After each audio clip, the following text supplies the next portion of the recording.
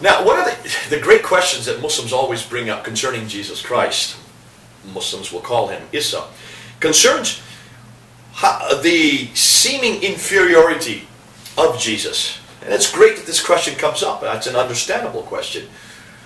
If Jesus is God, as we say he is, as Christians, then certainly he must support, or he certainly must show by the way he acts, the things he says, that he is God. And of course for Muslims, God is someone who is totally other. God is someone who is omnipotent, can do anything. God is someone who is omniscient, knows everything, is omnipresent everywhere. And if God created the heavens and the earth, he is totally other. He is certainly not man. Cannot become a man, cannot come to earth.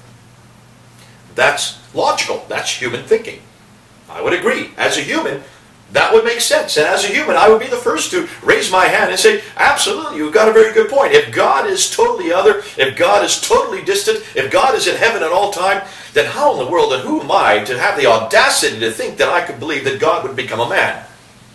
More than that, that when he did become a man, as the Bible is very clear, that he did become a man and lived for 33 years on earth, 2,000 years ago, then why and how could I ever hope to believe that that man, being God, would do the things he would do? Because God cannot do these things. And I always have to scratch my head and say, come on, Muslims.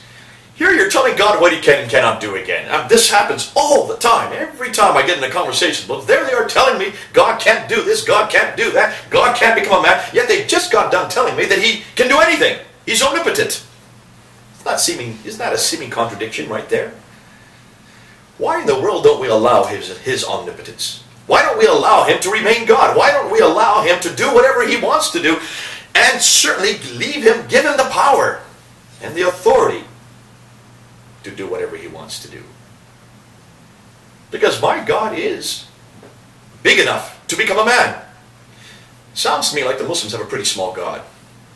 Maybe their God, Allah, cannot become a man. The God that Arab God that they talk about, that's referred to in this book, maybe that God can't become a man. But the God of this Bible became man many times, right through history. In fact, the very beginning, right, in Genesis, the very first book, in chapter 3, verse 8 and 9, in this book, it's very clear that that was God walking and talking in the cool of the day. That was God that was calling out to Adam and Eve, where are you? Expecting a response from man. That was God that was looking for them, man and woman. They were hiding behind a tree. They knew God was in the garden. And when they came out, they were not only were they scared, they were terrified as to what they had done.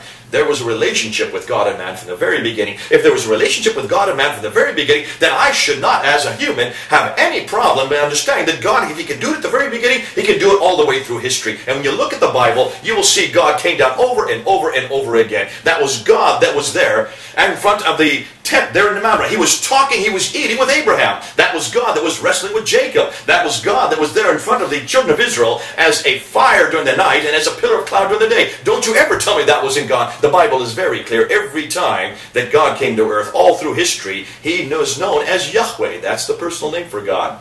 In the Bible, in the English version, whenever you look at it, anytime you see L-O-R-D in capital letters, that is God. And you will see he has come right through history. We know him as theophanies. Those are theophanies. They're where God entered time and space. So I don't have a problem at all believing God can come to earth. Muslims, you have a problem. Get a bigger God. We've got a big God. Come on home. We've got him.